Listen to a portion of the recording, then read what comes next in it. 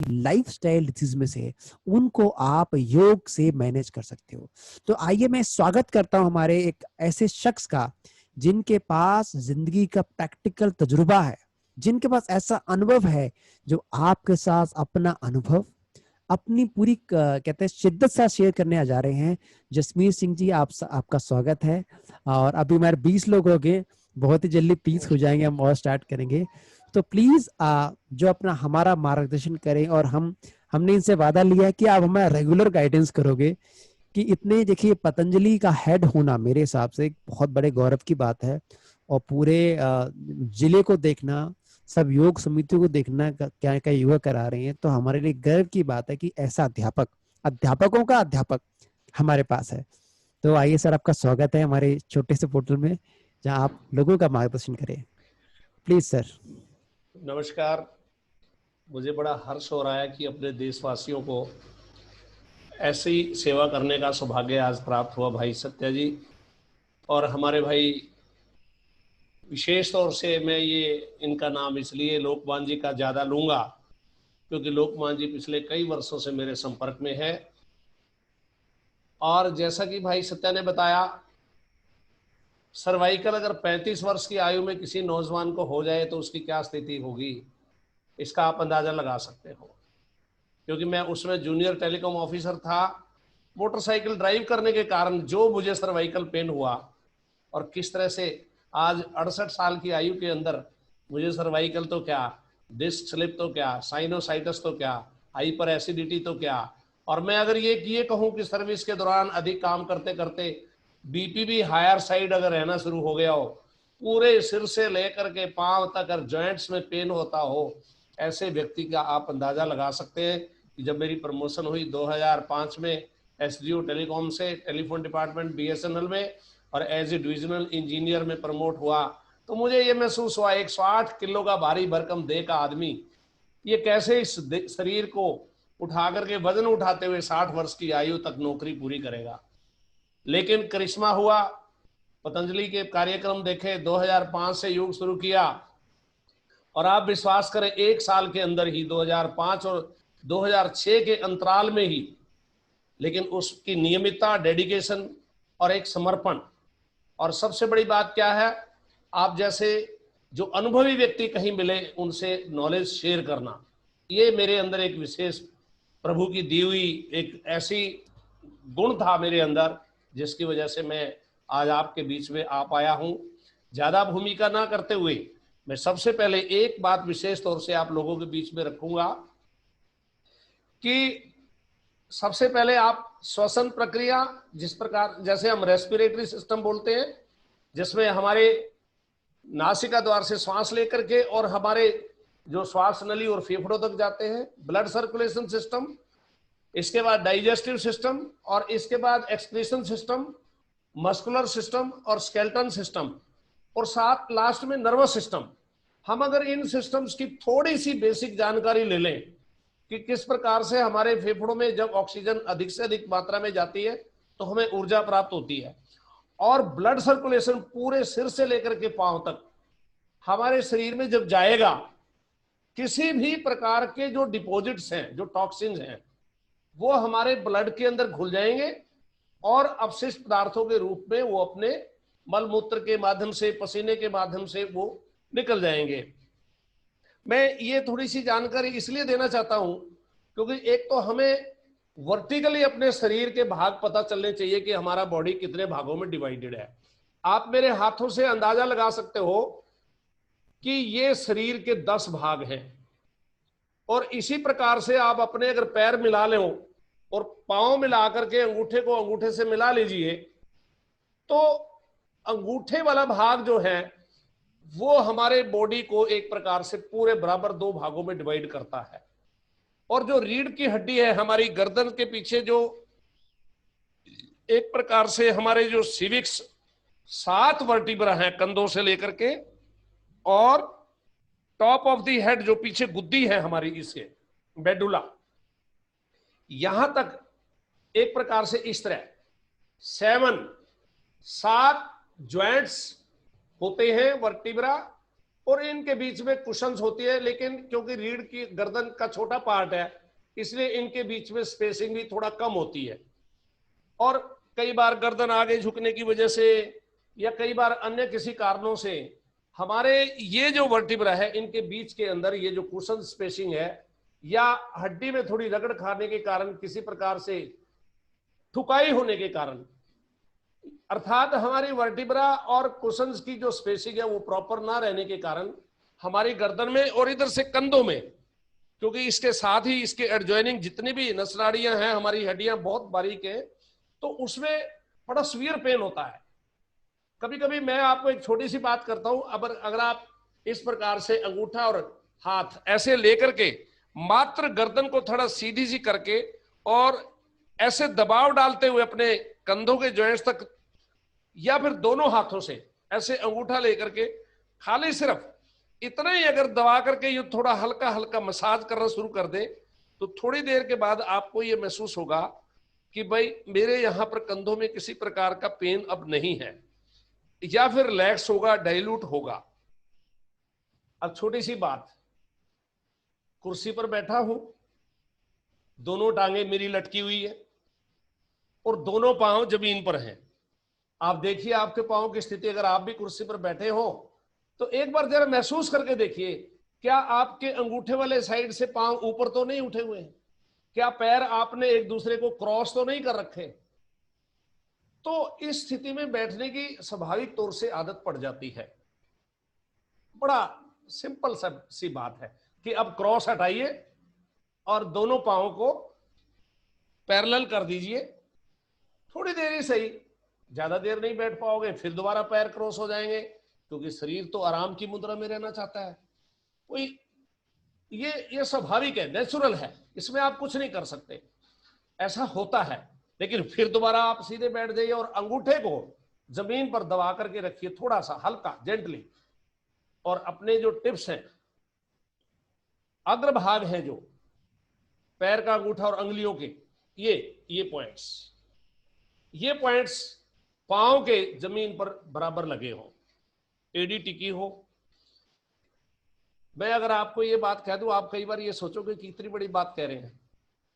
आप कभी सवेरे उठ कर गए, फ्रेश होकर गए और थोड़ा एक बार एडी और पंजों के बल पर चल के देखिए, कुछ देर एडी के बल पर चलिए, आपसे नहीं चला जाएगा, खड़ा तो हुआ ही नहीं जाएगा। पंजों को ऊपर उठा लोगे, सीधे के सीधे खड़ोगे, और फिर पंजों के बल पर चल के देखिए। कुछ दिन ये नियमित अभ्यास करने के बाद आप कितना रिलैक्स फील करेंगे। आपके ज्वाइंट्स पेन के अंदर आपकी रीढ़ की हड्डी का दर्द, आपकी एड़ी का दर्द, आपके पांव में अगर आड़ा तिरछा कहीं आ गया, जैसे मोच आ जाती है, इस प्रकार का दर्द बड़ी सुगमता से आपका ठीक हो जाएगा। दो ही तो पॉइंट्स हैं, एक बार एड़ी के बल पे खड़े होना, दूसरी बार पंजों के बल पे खड़े होना, कभी एड़ी कभी पंजे। अब मैं आपको शरीर के 10 भागों की थोड़ी सी व्याख्या कर रहा था। ये 10 भाग वर्टिकली बॉडी के अगर इंटरसेक्शन किए जाए तो आपकी जो रीढ़ की हड्डी के लेफ्ट साइड में 5 भाग हो गए और राइट साइड में 5 भाग हो गए। अर्थात right hand, right arm, right leg, ये इसके 5 भागों में डिवाइड हो गई। उसके अकॉर्डिंगली उसकी अलाइनमेंट में रीढ़ की हड्डी भी वैसे ही, और इसी तरह से 5 लेफ्ट पोर्शंस हो गए। तो अब आप अपने आप ही थोड़ा डिसाइड करके देखिए कि जो चिचली अंगुली है ये एक प्रकार से कंधों की तरफ आपकी आ जाएगी। अगर आप सामने हाथ ऐसे फैला करके देखें और दोनों हाथों को ऐसे मिला लें तो आप ऐसा महसूस करेंगे कि आपके दोनों अंगूठे बाजुओं के इंटरनल पोर्शंस, इंटरनल सेगमेंट को पॉइंट करते हैं, और इसी प्रकार से वो बॉडी के भी इंटरनल सेगमेंट को पॉइंट करते हैं। और बाहर की जो 2 चिचली अंगुली है ये दोनों ही ये कंधों की ओर पॉइंट करती है। यानी एक प्रकार से यहां से अगर हम देखें तो ये पोर्शन हमारे कंधों की तरफ जाता है। तो यदि इस कंडीशन में, जैसे मैं हाथ दिखा रहा हूं आपको, अगर इसी प्रकार से पांव को अंदर की ओर से थोड़ा खड़ा करके पैर दबाए जाए तो आपकी जो छोटी अंगुली है इसके नीचे से जो पॉइंट्स दबेंगे, सुनकर के आपको थोड़ा हैरानगी भी होगी और ऐसा लगेगा कि कहां से आया है ये पॉइंट। ये पॉइंट तो विज्ञान से ही आया है, लेकिन अनुभव से इस बात का आपको पता चलेगा कि जब ये पॉइंट दबेंगे तो कंधों में दर्द, कंधों की पीड़ा ठीक होगी। आपको बड़ी हैरानगी की बात लगेगी कि दबा हम पांव की अंगुली रहे हैं और कंधों का दर्द ठीक हो रहा है।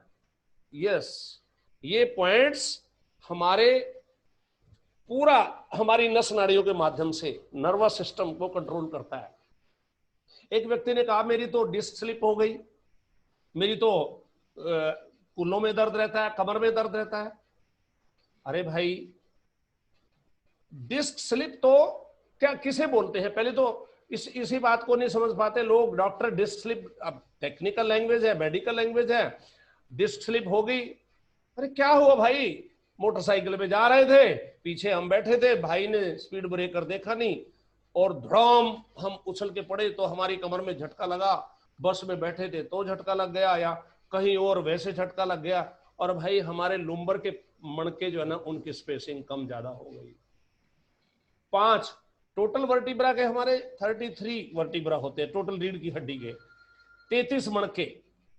अब 33 में 7 तो सर्वाइकल के हो गए, 12 हमारे सीधे कमर के हो गए, जो थोरासिक हमारे वर्टिब्रा कहलाए जाते हैं, और उसके बाद 5 लुम्बर के हो गए, जहां पर हमारे हिप्स जॉइंट से ऊपर।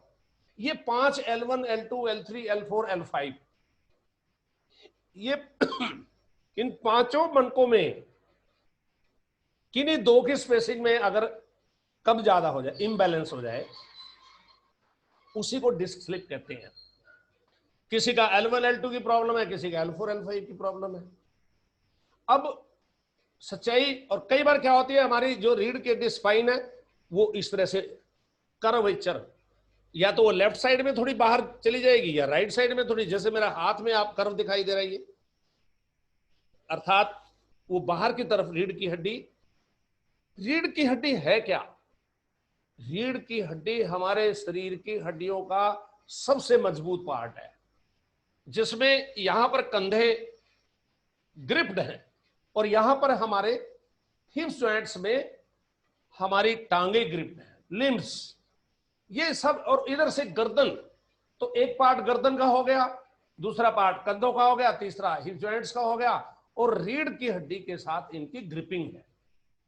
और ये जॉइंट्स, हालांकि हमारा सबसे बड़ा जॉइंट्स कौन सा, ये जनरल नॉलेज का सवाल भी है, कई बार कौन बनेगा करोड़पति तक में पूछ लेते हैं, हमारे घुटनों का जॉइंट्स सबसे बड़ा है।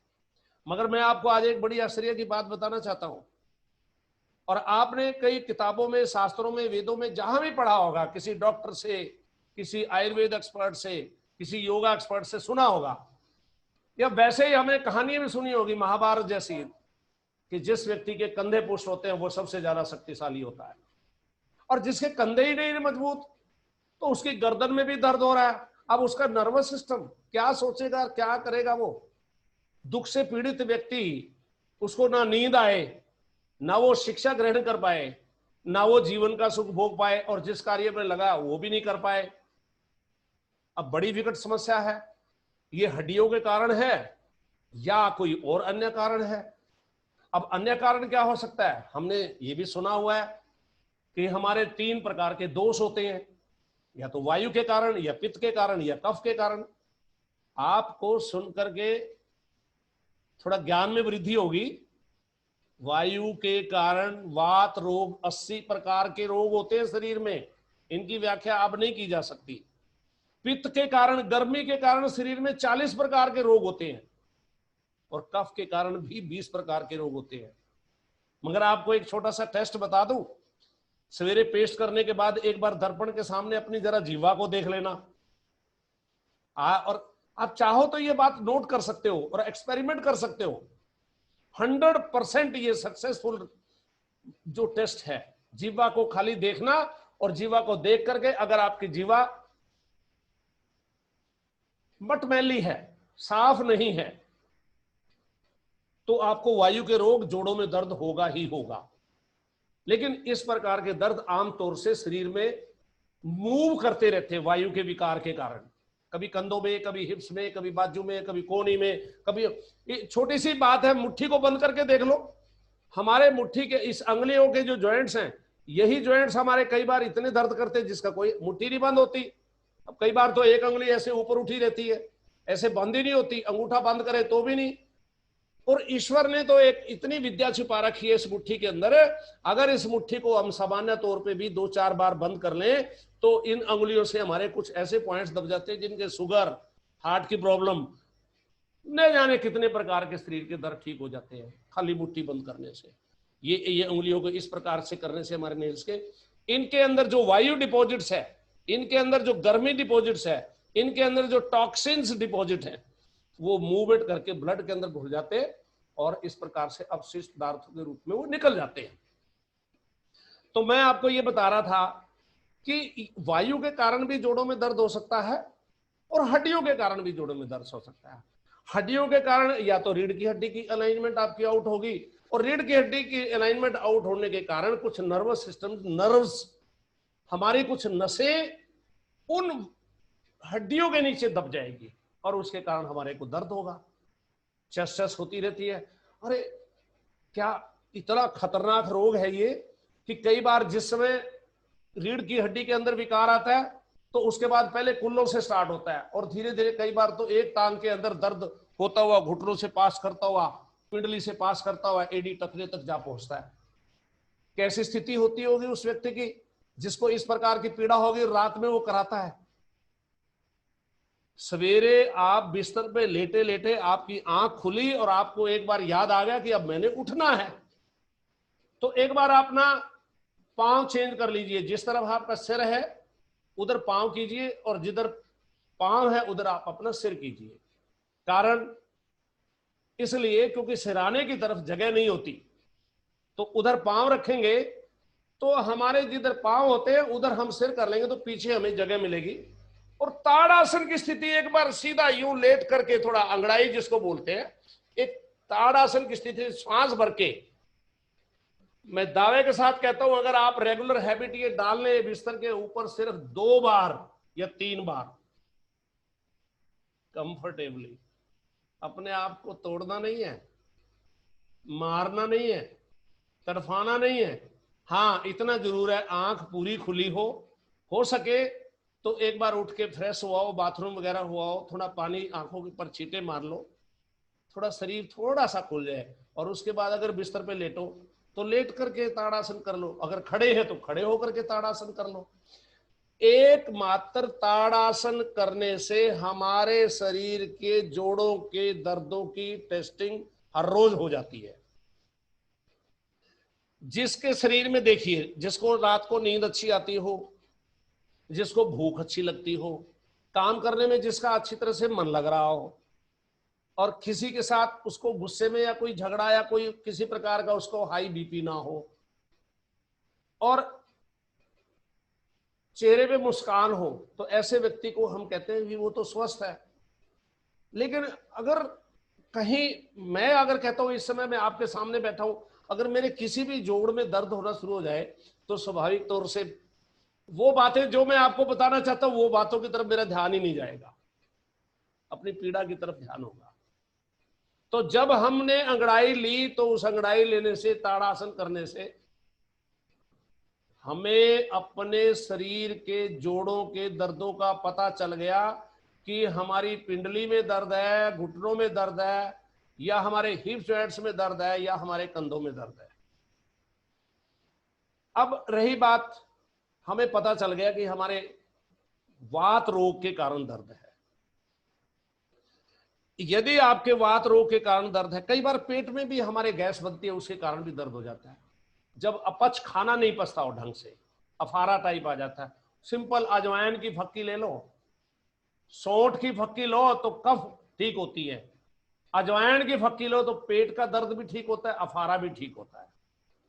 आप प्राणायाम करो वो अलग मैटर है, लेकिन मैं खान पान की बात करता हूं जिससे आपके शरीर में वायु ज्यादा बढ़ती हो, वायु मात्रा, वात रोग ज्यादा बढ़ते हो, आप ऐसी चीजों का खान पान थोड़ा बंद कर सकते हो कुछ दिन के लिए। हल्के भोजन, जो सुपाच्य भोजन है, आप जैसे लौकी है, तो तुरई है, इस प्रकार के परवल है और पेठा है, ऐसी सब्जियां खा करके जिनसे आपके शरीर के अंदर जो डिपॉजिट्स हैं, पाचन शक्ति के अंदर जितने टॉक्सिन्स हैं, मैं आपको ये स्पष्ट कर दूं बात, चाहे आपके जोड़ों में कुछ डिपॉजिट्स हो या आपके जोड़ों में कुछ विकार हो, तो आपको उसको पहले ये स्टडी करना पड़ेगा कि ये वात रोग के कारण है, तो उसका कुछ आयुर्वेदिक औषधियां, जड़ी बूटियां लेकर के उस रोग को निकाला जा सकता है, या प्राणायाम के तरीके से एक क्रमवार श्वासों की प्रक्रिया या पेट की प्रक्रिया करने के बाद आप उन रोगों से मुक्ति पा सकते हो। लेकिन अगर हड्डियों के कारण सर्वाइकल के प्रॉब्लम हो या जोड़ों की प्रॉब्लम हो, तो उसके लिए हमें कुछ आसनों का सहारा लेना ही पड़ेगा। हम जिस प्रकार से रीढ़ की हड्डी के जोड़ों को दर्द, क्योंकि जोड़ों के दर्द रीढ़ की हड्डी के जोड़ों के दर्दों के कारण ही होते हैं। हमारे शरीर के अंदर जितना भी दर्द होता है, वो अगर गर्दन में या कंधों में दर्द है तो सर्वाइकल वाले जॉइंट्स प्रॉब्लम देते हैं, अन्यथा हमारे लुम्बर वाले जॉइंट्स प्रॉब्लम देते हैं। बाकी वर्टिब्रास में इतनी दिक्कत नहीं आती है। बहुत कम लोगों के जो सीधे हमारे थोरेसिक्स, जो हमारे 12 वर्टिब्रा है सीधी कमर वाले हैं, उनमें बहुत कम लोगों को दिक्कत होती है।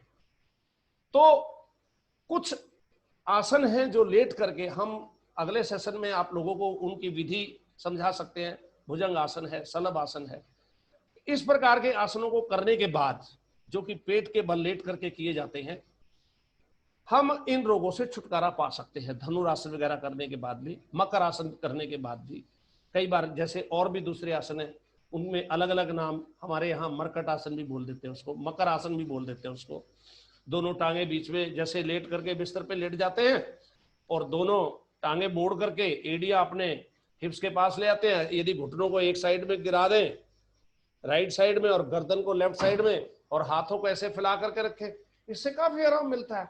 मैं आपको एक छोटी सी बात बताता हूं, अगर आप दरी बिछा करके फर्श के ऊपर और 3-4 छोटी छोटी क्रियाएं कर ले, तो आप उनसे कितना लाभ पाएंगे, इसकी कल्पना बाद में प्रयोग करके करके देख लेना। आपको प्रयोग से उपयोग अपने आप पता चल जाएंगे। कैसे? अब सीटी स्कैन करते हैं, हमारे यहाँ हमें बड़ी खुशी होती है कि लोग जाकर के लेबोरेटरीज के अंदर पैसे दे करके डॉक्टरों से प्रेस्क्राइब करा करके और फिर अच्छे खासे 4-4, 5-5 हजार रुपए दे करके सीटी स्कैन कराते हैं। हमारे यहाँ हम खाली पेट के बल उसको लिटाया और उसके बाद पीछे से दोनों पैर आपस में पंजों के बल खड़े किए और थोड़ा थोड़ा पैर फैला करके एक बार हम ऐसे पंजों के बल खड़े करके यूं एड़ी को ऐसे गिराते हैं बैक साइड से। यदि आपकी एड़ी जमीन पर लग जाए या अगर आपकी एड़ी आपस में मिल जाए और कोई दर्द ना हो आपको, तो समझिए आपकी रीढ़ की हड्डी की अलाइनमेंट बिल्कुल ओके है। लेटोगे पेट के बल। हाँ भाई लोकमान जी आपको करके दिखाएंगे। इसको हमने सिटी स्कैन का ही नाम दे दिया। क्यों सिटी स्कैन? अरे हर रोज बेड पे लेटे होते हो, सो करके जब जगते हो तो दोनों पैर, जैसे देखो भाई लोकमान जी, पांव पे फिक्स करो भाई, इनके दोनों एड़िए किस प्रकार से मिले हुए, पंजे बाहर की तरफ हैं। लेकिन जिसकी रीढ़ की हड्डी की अलाइनमेंट आउट होगी, नहीं मिलेंगी दोनों एड़िए, या तो आपस में नहीं मिलेंगी या फिर दोनों एड़िए जमीन पर नहीं लगेंगी, या जो भी गद्दा आपने बिछा रखा है उसके ऊपर अच्छी तरह से ग्रिपिंग नहीं होगी, और अगर लगाओगे जबरदस्ती तो पेन होगा। और देखिए अगर आपको दिक्कत भी है तो फिर आप एक काम करिए, पंजों के बल पे एड़ियों को डांस कराना शुरू कर दीजिए। आप अपनी एड़िए जो है ना, कभी बाहर कभी अंदर, कभी बाहर कभी अंदर, जब करके देखेंगे ऐसे बाहर अंदर, दाएं बाएं बाहर अंदर, हाँ ऐसे जैसे पहले कहा, हाँ ये, इससे आपके घुटनों की मसाज होनी शुरू हो गई, घुटनों का दर्द ठीक होना शुरू हो गया, आपकी पिंडलियों की नसनाड़ियों में ब्लड सर्कुलेशन ठीक हो गया, पटों में ब्लड सर्कुलेशन ठीक हो गया, टांगों में कई बार प्रॉब्लम आती है वो दर्द ठीक हो गया। और इसके बाद अगर नेक्स्ट क्रिया जो बताता हूं, आप अपने पैरों के जो टिप्स हैं 10 के 10 पॉइंट्स अंगूठे और अंगुलियों के साथ वो जमीन पे मारिए।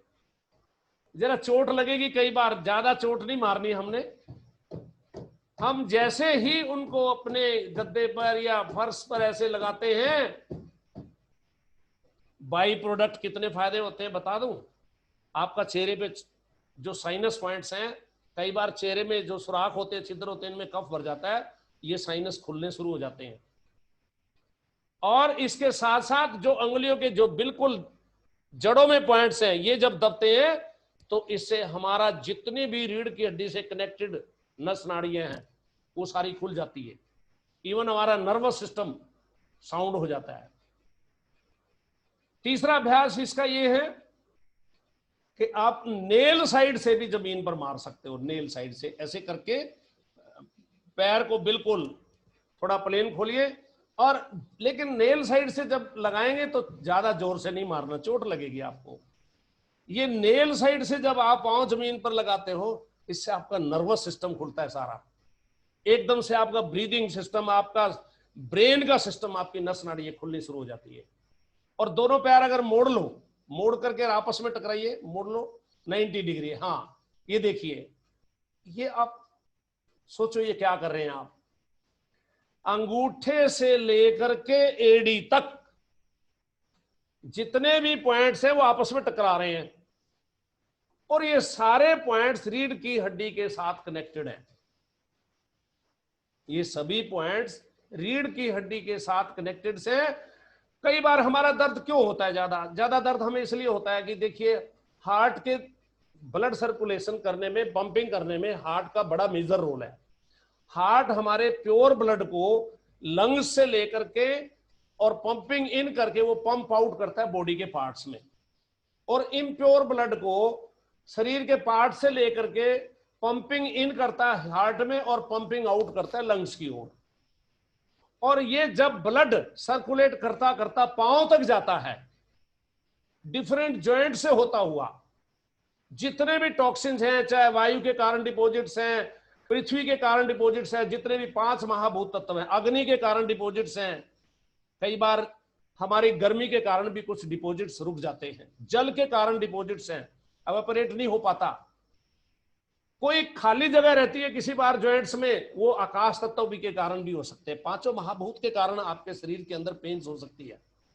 तो जब ये पैर आप टकराते हो तो उसके टकराने से आपके पांव के जितने भी सिस्टम है नस नाड़ियों का, उसका ब्लड सर्कुलेशन फास्ट हो जाता है। कभी कभी थोड़ा क्रॉस करके तलवों पर भी लगा सकते हो, ताकि आपको थोड़ा ये लगे कि मेरे अब इसी के अंदर कोई कहीं किडनी पॉइंट्स है, लेफ्ट साइड में हमारा पेनक्रियास का पॉइंट है, राइट साइड में लीवर का पॉइंट्स है, हमारे एडियो के अंदर ब्रेन के पॉइंट्स है। बहुत बड़ा विषय है, लेकिन क्योंकि कंसंट्रेशन जॉइंट्स पर ही है, तो इसीलिए हम इन जॉइंट्स के बारे में आपको, जैसा हमने बताया कि रीढ़ की हड्डी के कारण, मोरोवर मैं आपको एक बात बताता हूं, हम जब चलते हैं कभी, आप जरा एक चीज सोच करके देखिए भाई लोकमान जी से मैं थोड़ा सा एक बार रिक्वेस्ट करूंगा कि वो 2 कदम आगे की तरफ चले और 2 कदम पीछे चले। आप भी अगर ये अभ्यास बाद में भी करके देख सकते हो, और आप ये देखेंगे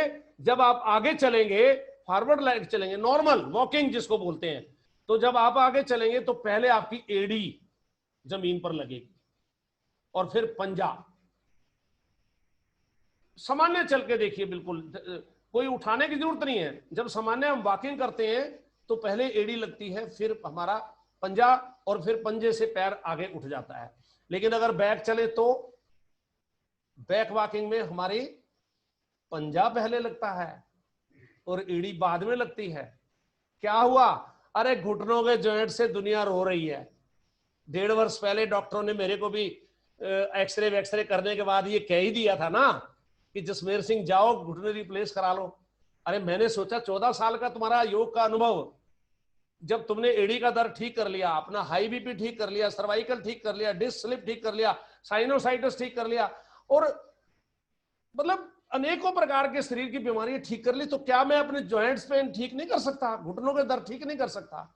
लो सिंपल तरीका है, कुर्सी पर बैठे हो, एक टांग को आगे बढ़ाओ और जरा घुटने के नीचे पच के साथ जफ्फी डाल के इसको पैर को आगे पूरा खींच दो, जितना खींच सकते हो खींचो। खींचो खींचो। ये आप बेड पे लेटे लेटे भी कर सकते हो, ऊपर की ओर उठाओ टांग को। ये हम अगले सेशन में आपको अभ्यास करके दिखाएंगे। लेकिन अब जैसा भाई ने समय दिया है और उसके साथ साथ जो आपको बड़ी महत्वपूर्ण बातें बतानी है वो जरूरी है कि आप लोगों की जो घबराहट है वो बड़ी, हमारे घुटने ठीक हो सकेंगे कि नहीं, सर्वाइकल, मतलब सर्वाइकल का एक सिंपल सी बात है, ये दोनों हाथ सामने मैंने फैला दिए और मैंने ये क्रिया करनी शुरू कर दी यहां से कलाई से, और मैं साथ में पता क्या कर, अपने मन में भाव पता क्या प्रकट कर रहा हूं, हनुमान जी को याद कर रहा हूं, हनुमान जी आजा थोड़ी शक्ति मेरे को दे जाओ। देखो, अरे हनुमान जी तो आएंगे लेकिन शक्ति तो आपने खुद ही लेनी पड़ेगी। यूं जब आपके बिल्कुल कंधे सीधे होंगे और ये जॉइंट्स, फिर ऐसे ये क्रिया, और इसके बाद अब अगर आप मुट्ठी जरा कस के बंद करें ऐसे, एक बार अंगूठा अंदर, एक बार, छोटी छोटी सी क्रियाएं हैं जैसे आटा गूंथते हैं ऐसे सीधे, कई बार हम बाजू मोड़ लेते हैं, उसका कोई फायदा नहीं है। पूरी मेरी क्लासों में मुझे कितने ही केसेस याद हैं जो सर्वाइकल के पीड़ित भाई बहन रोते हुए आते हैं और सप्ताह बाद हंसते हुए जाते हैं। हर व्यक्ति एक बार ये सोचता है कि ठीक होगा भी कि नहीं। नियमितता, समर्पण, डेडिकेशन अगर आपके अंदर नहीं है, ये आप बाजुओं को घुमाइए ऐसे, कानों की ओर जाने तो पूरा रिवर्स भी, ये विभिन्न क्रियाएं हम विभिन्न पैकेज में लेते हैं। आज क्योंकि जो सेशन रखा गया आप लोगों को इसके बारे में एक इंट्रोडक्शन, इसके कारण और इसका इलाज, ये बताने के लिए आज का सेशन विशेष तौर से रखा गया है। तो मैंने आपको संक्षिप्त में दोबारा फिर थोड़ा सा बता देता हूं। खान पान तो इसका कारण है ही। अगर वायु के रोगों के कारण होगा तो जोड़ों में दर्द 100% होगा। आपकी जीवा अगर गंदी होगी तो जोड़ों में दर्द होगा। अगर आपकी जीवा सफेद कलर की है तो आपको कफ के रोग होंगे ही होंगे, श्वासों के रोग होंगे ही होंगे। अगर आपकी जीवा लाल है तो शरीर में गर्मी की मात्रा बढ़ी हुई है तो आपको गर्मी के रोग, चमड़ी के रोग होंगे ही होंगे। ये जीभ से 3 कंडीशंस इनको देख करके हम बता सकते हैं। और अगर जीभ पिंक कलर की, गुलाबी कलर की है तो मस्त हो जाओ, आपको कोई दिक्कत नहीं है। कम से कम वात रोग नहीं है, पित्त रोग नहीं है, कफ रोग नहीं है। वात, पित्त और कफ ये तीनों दोष क्यों कहलाते हैं? दोष इसलिए कहलाते हैं अगर वायु की मात्रा शरीर में बढ़ जाए तो वो पित्त की और कफ की मात्रा को भी बिगाड़ देती है। पित्त की मात्रा बढ़ जाए वायु और कफ को बिगाड़ देती है। कफ की मात्रा बढ़ जाए, अब थोड़ी सी एक पहचान भी बता देता हूं आपको। जिसको वायु रोग होता है ना, जोड़ों में दर्द होता है, उसमें अस्थिरता बहुत होती है, चंचल स्वभाव का होता है। और पित्त वाला गुस्से वाले स्वभाव का होता है, रोबदार, इगोइस्ट, मैं प्रतिक्रिया देता है, बात पूरी सुनता नहीं, बोल पड़ेगा। कफ वाला थोड़ा मृदुभाषी तो होता है, ऐसा नहीं है कि कफ वाला, लेकिन कफ वाले की आंखें थोड़ी भारी सी रहती है या उसको कई बार गिड्डीनेस सी नजर आती है। बचपन से मुझे साइनस था और किसी डॉक्टर से मैं ठीक नहीं हुआ। 90 से पहले नाक का ऑपरेशन, गले का ऑपरेशन, टॉन्सिल का ऑपरेशन करवा लिया, कुछ नहीं हुआ। लेकिन जब से 2005 से योग करना शुरू किया, अभी भी मेरे कई साथी मुझसे पूछते हैं कई बार जब मैं उनसे मिलता हूं कि जसमेर सिंह जी कब रिटायर हो गए। मैंने कहा 8 साल तो हो गए भाई। तो 8 साल हो गए आपको रिटायर हुए? मैंने कहा हाँ 8 साल हो गए। तो आपके स्वास्थ्य का कारण नियमित योग। और सबसे बड़ी प्रेरणा मेरे पास क्या है? आप मेरे भाई बहन, मेरे देशवासी। जिस क्लास में जाता हूं ना, जितना प्यार और सम्मान मिलता है उससे मेरा और जोश बढ़ जाता है। स्वास्थ्य लाभ तो है ही, सम्मान और प्यार अलग से बोनस मिलता है। तो मेरे प्यारे भाई बहनों, मेरे देशवासियों, योग को अपनाओ, नियमित रूटीन। देखो भक्ति में भी शक्ति है, लेकिन पुरुषार्थ करोगे तो उसका लाभ मिलेगा। सर्वाइकल की मैंने कुछ आपको क्रियाएं बताई, कमर दर्द के कुछ आसन आपको बताए, छोटी छोटी सी क्रियाएं बताई। ताड़ासन इनमें एक ऐसा है जिससे आप टेस्टिंग कर सकते हो। वृक्षासन है, उससे आपकी टांगों की मजबूती की टेस्टिंग हो जाएगी। लेकिन जब आप लोगों का रिस्पॉन्स हमारे पास अच्छा आएगा तो फिर हम इसको भागों में बांट देंगे सेशंस में। हम किसी दिन केवल सर्वाइकल की ही क्रियाएं लेकर के इसी पर ही बोलेंगे, और किसी दिन रीढ़ की हड्डी के दर्दों पर ही, और उसके बाद ऐसे वात रोगों पर ही बोलेंगे। तो आपको साथ साथ वो अभ्यास करके हम दिखा सकते हैं। लेकिन मैंने जैसे बताया, चलने का स्टाइल, खड़े होने का स्टाइल, पंजों के ऊपर दबाव डालना, एडी के ऊपर दबाव डालना, साइड में दबाव डालना, पैरों को आपस में टकराना, बेड के ऊपर जो है ना अंगड़ाई लेना, आपकी ये सामान्य क्रियाएं हैं। मैं तो एक बात बोलता हूं, सवेरे उठ करके आपने पानी तो जरूर पीते होंगे। मैं तो कई बार एक बात बोलता हूं, जब किचन में जाना हो, पानी लेने के लिए जाना हो, तो एड़ी के बल चलते हुए जाओ और वापस पंजों के बल चलते हुए आओ। और एक बात, मैं समय अगर इजाजत देता है तो एक बात मैं आपको बताना चाहता हूं जरूर आज के इस सेशन के माध्यम से, हालांकि वो विषय इनडायरेक्टली इनसे कनेक्टेड है। अरे संगीतकार भी मंच के ऊपर बैठ करके अपने इंस्ट्रूमेंट्स की रोज टेस्टिंग करके उसके बाद गाना बजाना शुरू कर देते हैं। और हम लोग हैं, उठे, थोड़ा ब्रश किया, दातुन कुल्ला की, और थोड़ा नहाए धोए और फटाफट ड्यूटी पे चल दिए। ना देखा नाक खुला है, ना पता कान खुला है, ना पता गले से आवाज निकलेगी कि नहीं ढंग से, नहीं ना ये पता आंखें ढंग से जो है ना काम करेंगी कि नहीं, ब्रेन भी हमारा एक्टिव है कि नहीं, और इसके बाद हमारे लंग्स भी स्वस्थ है कि नहीं। तो इसके लिए आप नाक की टेस्टिंग, कान की टेस्टिंग, गले की टेस्टिंग, ब्रेन की टेस्टिंग, फेफड़ों की टेस्टिंग, ये हर रोज अगर कर ले तो मुश्किल से 5 या 7 मिनट ही लगते हैं। और जहां तक मेरे भाई सत्या ने बताया, अनुभव के आधार पे बता रहा हूं, परम पूज्य स्वामी जी महाराज श्री रामदेव जी से तो हमने 2006 में प्रशिक्षण प्राप्त किया था। लेकिन उस प्रशिक्षण के बाद जो अभ्यास हमने नियमित किया और जो क्लासेस में जाकर के आप सबके साथ योगाभ्यास किया, उससे कितना सुख मिला, ये इसका जो व्याख्यान करना मेरे लिए इस समय संभव नहीं है। मैं तो एक ही बात कहता हूं, नर सेवा नारायण सेवा, इससे बड़ी कोई सेवा नहीं। और कर भला सो हो भला, हम आप लोगों को योग सिखाते और लाभ हमारा होता है, आनंद हम भी लेते हैं, बड़े मजे लेते हैं क्लास के अंदर जब हम योग सिखाते हैं। खूब नरेले में जब मैं योग सिखाने जाता था तो नरेले वासी तो पानीपत का ही नाम एकदम से लेते, पानीपत वाले टीचर को बुलाओ। मैंने संगठन मंत्री के नाते, जिला प्रभारी के नाते और अब मंडल प्रभारी हरियाणा में मैं सेवाएं दे रहा हूं, और मुझे पूर्ण आशा है कि आप लोग आज के इस सेशन से जरूर प्रभावित हुए होंगे, आपको जरूर इसका लाभ मिला होगा। यदि फिर भी आप मुझे इस सेवा में आने का मौका देंगे तो मैं अवश्य आपकी सेवा में हूँगा। यदि कोई प्रश्न वगैरह भी हो सकता है क्या? अगर यदि कोई क्वेश्चन किसी का हो तो निसंकोच हैंड रेज कर सकते हैं। हाँ, वो हैंड रेज कर सकते हैं और अपना क्वेश्चन हमसे पूछ सकते हैं, हम उसका यथासंभव जवाब देने का प्रयास करेंगे। जी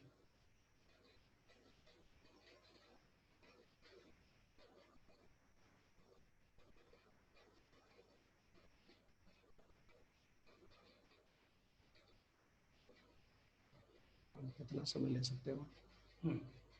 बस 5 मिनट, 2 सवाल हैं। सवाल आप रिपीट कर लो। हाँ, रघु रामालिंगम जी, मैंने आपको अनम्यूट किया है, आप प्लीज अपने एंड से आप अपने को अनम्यूट करें। Thank you sir. आपने जीभ के बारे में बताया है। जी सर। जैसा व्हाइट कलर, रेड कलर और दूसरा है, लेकिन कौन सा कलर होना चाहिए? पिंक। ये बहुत अच्छा सवाल है। एक बार दिल्ली में नरेले में मैं किसी गांव में योग शिविर में था, जब मैंने तीनों रोगों के बारे में बता दिया तो उन्होंने भी यही सवाल किया था कि सर जीभ का असली कलर कौन सा? पिंक, गुलाबी, साफ सुथरी, बिल्कुल किसी प्रकार की कोई उसके ऊपर गंध नहीं, कोई। देखिए दूध पीने के बाद जीभ सफेद हो जाती है। अगर इस प्रकार की व्हाइटिश कलर की होगी, नॉर्मली सवेरे साफ करने के बाद भी व्हाइटिश होगी, तो डेफिनेटली कफ प्रधान, आपकी प्रवृत्ति कफ वाली है। और अगर रेडिश होगी, आपने कुत्ते की जीभ को देखा होगा, वो ऐसे ही करता रहता है, वो इसका मतलब ये है उसको गर्मी लगती है, वो मौसम से ठंडी लेता है, इसलिए उसके अंदर गर्मी ज्यादा है और रेड कलर की होती है। और अगर जीभ वैसे ही गंदी सी होगी, मिट्टी से कलर की होगी, जीभ देखने को मन नहीं करता, तो उसकी आंतों में मल जमा रहता है और वो मल रिफ्लेक्ट करता है कि इसको कब्ज टाइप की प्रॉब्लम रहती है, उसका पेट साफ नहीं होता, इसलिए उसके वात रोग, जोड़ों में दर्द होगा ही होगा सर। सो आपका कहने का मतलब पिंक कलर होना चाहिए। हाँ बिल्कुल, pink colour, light pink sir.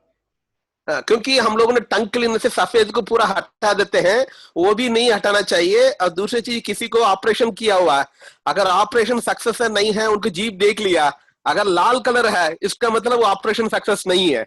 ये हम लोग बताते हैं, इसलिए पिंक कलर ही होना चाहिए। बिल्कुल सर, ये लाइट पिंक। मैं आपको एक डॉक्टर से मेरी ऐसे ही इस बात पर चर्चा भी हो रही थी, तो क्योंकि कई बार सर आपसे अगले सेशन में जब मिलेंगे तो हम जैसे डायबिटीज है या बहुत सारी और जितने हाइपर बीपी आपका हायर साइड हाई है या लोअर साइड हाई है, उसके किस प्रकार के जनरल लाइफ में हमारे को जो सिम्टम्स कैसे नजर आते हैं, ये बहुत सारी बातें एक्सपेरिमेंट के अनुभव के बेस पे डॉक्टर्स बताते हैं अपने मेडिकल टर्मिनोलॉजी में, हम उनको अपने अनुभव के आधार पे जब बताते हैं तो दोनों एक ही जगह मिलते हैं। वो आपका क्वेश्चन बहुत अच्छा है सर। सुबह के टाइम में टंग सफाई करना चाहिए, जैसे वो टंग क्लीनर यूज करते हैं नॉर्मल। मैं सर आपसे ये कहूंगा कि जिस समय आप ब्रश करते हो, पेस्ट करते हो, मैं इसके साथ साथ थोड़ा सा टंग क्लीनर से पहले एक आवाज निकालता हूं। आप ये आवाज कम से कम 2-3 बार निकाला कीजिए।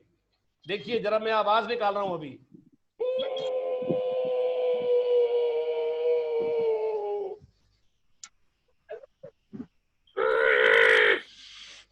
इससे जो हमारे अंदर गले में भी बलगम कहीं जमी होगी तो वो निकल जाएगी, और उसके बाद आप ब्रश से या टंग क्लीनर से जीभ, लेकिन प्रेशर ना डालें ज्यादा जीभ के ऊपर।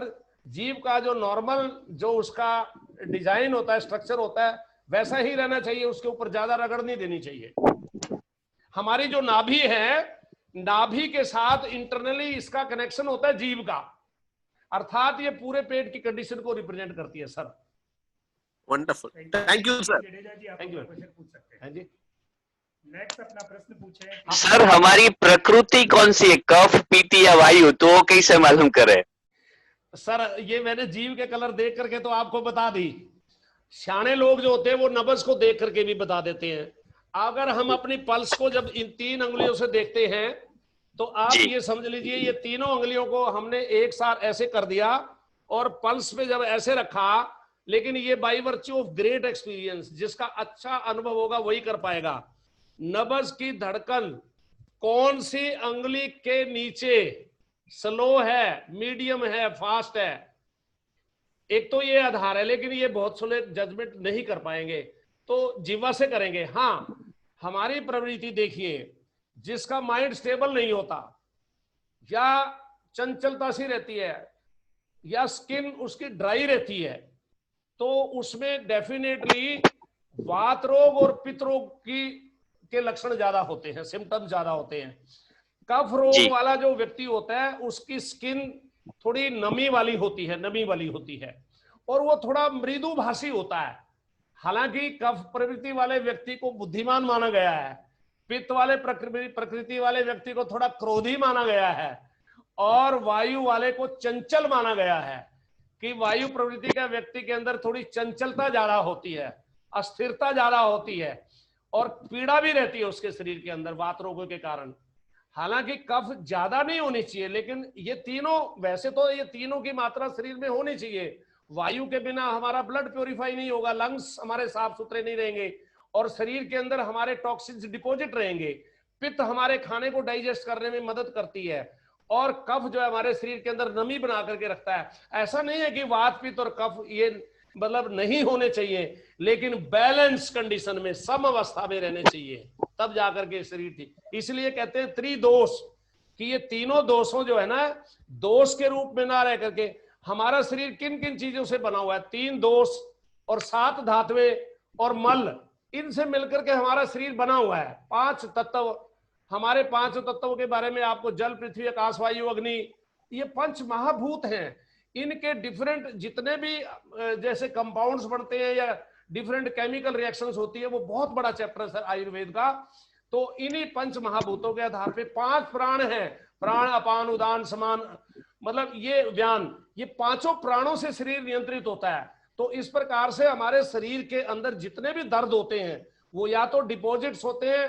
अब हम क्या करते हैं, जब भी हम कोई मान लीजिए हलचल करते हैं, कोई योगिक जॉगिंग, कोई वार्म अप एक्सरसाइज, कोई हिलना डुलना, कोई दौड़ना, क्या करते हैं, उसके शरीर के, हमारे शरीर के अंदर थोड़ा ब्लड सर्कुलेशन फास्ट हो जाता है, हमारे हार्ट की पंपिंग थोड़ी फास्ट हो जाती है, और उसके बाद हमारे टॉक्सिन्स जो है ना ब्लड में घुल जाते हैं, और वो फिर जैसे जैसे अपना धीरे धीरे अपने मल के द्वारा निकलते रहते हैं। अगर हम रेगुलर एक्टिव हैं, अपनी एक्सरसाइजेज हम अपने शरीर के रोगों के अनुसार डिसाइड कर सकते हैं। हाँ, मार्गदर्शक की आपको आवश्यकता अवश्य पड़ती है।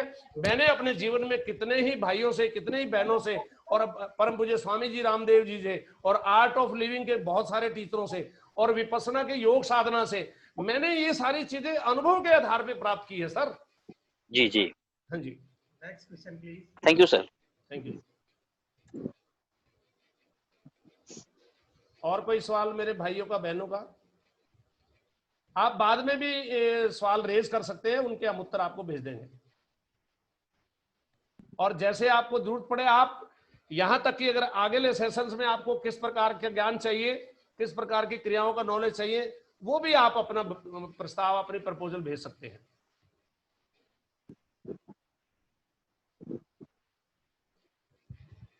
एक और सवाल है, अनन्या का सवाल है। अनन्या, आप अपने को अनम्यूट करके वापस अनम्यूट करें। जी अनन्या, पूछे। सर, ये पूछना चाहती हूँ कि मुझे कफ की बहुत शिकायत रहती है और साइनसाइटिस भी काफी रहता है मुझे, तो बड़ा सिंपल है। अगर तो देखिए, पित्त प्रवृत्ति नहीं बिगड़ी हुई, खाली सिर्फ एक चुटकी पिसी हुई काली मिर्चों की खाली पेट ले लो सवेरे पानी के साथ में, 1 सप्ताह लो, ज्यादा नहीं, खाली सिर्फ एक चुटकी काली मिर्चों की पिसी हुई 1 सप्ताह आप खाली पेट लेकर के देख लीजिए। और अन्यथा आप 3 चीजों का मिश्रण बनाइए, काली मिर्चें, मिश्री और मुलट्ठी। खाना खाने के बाद 4 या 5 दाने काली मिर्चों के हों, मिश्री की थोड़ी सी डली हो, मुलट्ठी की थोड़ी लकड़ी का टुकड़ा हो, और ये मुंह में रख करके चबाओ नहीं, वैसे ही मुंह में रखो, तो इनका रेशा जाएगा, तो उसको कफ को, आपके जो गले में चिपड़ा होगा, जो साइनस में आपको प्रॉब्लम होगी, तो वो आपको उससे बहुत लाभ मिलेगा। इसका एक हम खाने के लिए भी एक डाइट भी प्रपोज करते हैं, वो भी आप लिख सकते हो। काले चने भुने हुए 1 किलो, बादाम गिरी 300 ग्राम, खसखस 150 ग्राम और 50 ग्राम काली मिर्चें। ये 4 आइटम, सिर्फ 5वीं जितनी मर्जी डाल लो, अगर अखरोट डालने वो भी डाल सकते हो, गोंद डालना थोड़ा वो भी, लेकिन ये 4 इंपॉर्टेंट हैं। बादाम, चने भुने हुए 1 किलो, बादाम गिरी 300 ग्राम, 150 ग्राम खसखस और 50 ग्राम काली मिर्चें। चारों को अपने अलग अलग पीस करके, फिर इनको मिला करके थोड़ा सा 1-2 चम्मच घी में ब्राउन कलर का कर लो कढ़ाई में। जैसे ही ब्राउन कलर का ये हो जाए, लाइट ब्राउन में, क्योंकि अगर ऐसे लेकर के खाओगे तो ये मुंह में चिपकेगा पाउडर, थोड़ा चनों का पाउडर चिपकना शुरू हो जाता है। इसको घी में भून लो और देसी खांड मिला लो टेस्ट के अनुसार। इसके बाद इसका सेवन नाश्ता करने से पहले 2 चम्मच 3 चम्मच हर रोज खाओ, 1 महीना खा लो, देखो आपको कितना गजब का रिलीफ होगा। साथ में जो मैंने ये आवाज निकाली है, या एक सिंह दहाड़,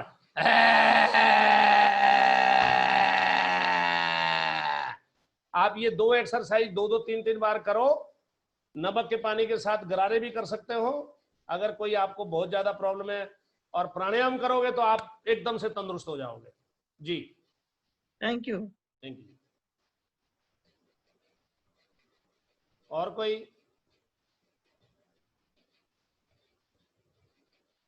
बाकी हम आशा करते हैं कि अगले सेशन में आपसे फिर मुलाकात होगी, इसलिए आपका बहुत बहुत धन्यवाद। नमस्कार। ठीक है भाई जी, आप सबका हार्दिक अभिनंदन। क्या आपने इतनी शिद्दत से उनको सुना, और करता हूँ कि उन्होंने इतना इम्पोर्टेंट समय एकदम रात्रि में आके दिया। देखिए, हम कितने लोग चाहते हैं कि नेक्स्ट सेशन सर का हम रखें किसी एक टॉपिक पे, रिलेटेड टॉपिक पे? Type in the comment section. आप कमेंट सेक्शन में लिखिए ताकि इनका सेशन हम, ये देखिए, एक आप सबसे रिक्वेस्ट है हमारी लाइफ एट द 9 में हम हर दो मतलब मंडे, वेडनेसडे और फ्राइडे हम कुछ ना कुछ प्रोग्राम लेके आते हैं जो कहीं ना कहीं आपके वेलबींग से, कहीं आपके हेल्थ से, कहीं वेल्थ से रिलेटेड होता है। इसकी जूम की जो आईडी है एक ही रहती है, रिकरिंग आईडी है, एक ही आईडी है। चाहे आप कहीं भी हो, रात में 9 बजे उठाया आपने, डाल दिया 9 बजे या 9:10 पे कोई ना कोई प्रोग्राम चल रहा होता है। या तो हमारा कोई टेक्निकल चल रहा होगा या लाइफ एट द 9 का चल रहा होगा। तो प्लीज आप चाहें, अभी हमारे पास 30-40 लोग लगभग हर दिन आ जाते हैं, कोशिश कीजिए इसको अपने अपने एरिया में शेयर कीजिए, अपने ग्रुप में शेयर कीजिए, ताकि लोगों को कुछ न कुछ अवेयरनेस जानकारी मिल सके। और नेक्स्ट सेशन हमारा होगा मंडे को, that will be on financial planning, कि भाई अपना फाइनेंशियल मास्टरी कैसे करें। 1-1.5 घंटे का लेक्चर होगा फाइनेंशियल मास्टरी पे। और उसके बाद शुक्रवार को लेक्चर हेल्थ पे होगा। तो कोशिश करेंगे कि हम आपके सारी क्वेरीज का जवाब दे सकें, कुछ ना कुछ एक्सपर्ट को लेके आ सकें जो अपना ज्ञान शेयर कर सके। तो आप सबका आपसे अनुरोध है कि प्लीज जब भी और हम लाइफ एड में आने वाले 2 सप्ताह तक क्या कराएंगे उसकी डिटेल हम आपको कल या परसों आपको दे देंगे। तो आप अपने हिसाब से जो प्रोग्राम आपको अच्छा लगे उसमें आप आ सकते हैं और कुछ न कुछ ज्ञानवर्धन कर सकते हैं। आपके सहयोग के बिना इसको देखिए, जब जनता आती है तो करने मजा आता है, जब जनता कम आती है तो कि इसको बढ़ाने में हमारा सहयोग करें। कितने लोग प्रॉमिस करते हैं? Type P in the comment section. आप सबसे अनुरोध है, कितने लोग प्रॉमिस करते हैं कि भाई कोशिश करेंगे इसको शेयर करेंगे आसपास, ताकि ज्यादा लोग आ सके हमारे पास। देखिए हम पूरे दिन बिजी रहते हैं, तब भी अब लगभग 10:30 बजे तक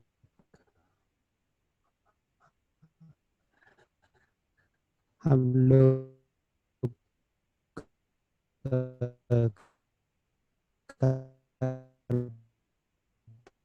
कोशिश करेंगे। कल हम लोग कल या परसों में पूरे 2 सप्ताह तक का टाइम टेबल, क्या क्या लाइफ प्रोग्राम होंगे। हाँ विश्व जी, मेरी ऑडियो क्वालिटी लगभग ठीक है। लोकमान सर के एंड पे मैंने बोला है उनको बहुत जल्दी ऑडियो डिवाइस वो ले लेंगे जिनसे ऑडियो क्वालिटी अच्छी आए। आप सबका हार्दिक अभिनंदन, कितना आपने समय दिया, और कल फिर मिलेंगे नए टॉपिक के साथ। नया कल जो टॉपिक होगा वो शायद ईमेल ऑटोमेशन पे होगा, टेक टॉपिक। हाँ पोल कर रहे हैं सर, पर पोल आज यस ये है, प्लीज आपका फीडबैक तो जरूर चाहिए सर। सरकार नंबर जरूर देंगे, उसके लिए आप एक ग्रुप में आ जाइए। ये है ग्रुप, इस ग्रुप में हम कोशिश करेंगे सारे के सारे वेबिनार के लिंक डालें। इसी ग्रुप में सर होंगे, ये लीजिए ग्रुप, इस ग्रुप में आप आ जाइए। ये मार्गदर्शन हेल्थ का ग्रुप है, उसी में सर का आप नंबर आपको दे देंगे। सभी लोग प्लीज वोट करें, अभी केवल 17 लोगों ने वोट किया बस। आप सबसे अनुरोध है, 25 लोग हैं हम लोग, 20 के प्लस जाए तो अच्छा रहेगा। चलिए, बहुत ही जल्दी सर का नेक्स्ट सेशन हम करेंगे और एडवांस में आपको बता देंगे। तो ये आपका सभी से अनुरोध है कि आप वोट प्लीज करें एक बार। चलिए, 19 में से 14 लोगों ने एक्सेलेंट रेट किया है, 3 ने गुड और 2 ने एवरेज। प्लीज जिनके हिसाब से एवरेज है, तो मैं आप सबसे अनुरोध करूंगा कि प्लीज आप बताएं कैसे सेशन को और इम्प्रूव कर सकते हैं और बेटर कर सकते हैं। आप सबका हार्दिक धन्यवाद कि आपने इतना कीमती समय दिया हमको और हमें और हमारे स्पीकर को बड़े शिद्दत से सुना। धन्यवाद।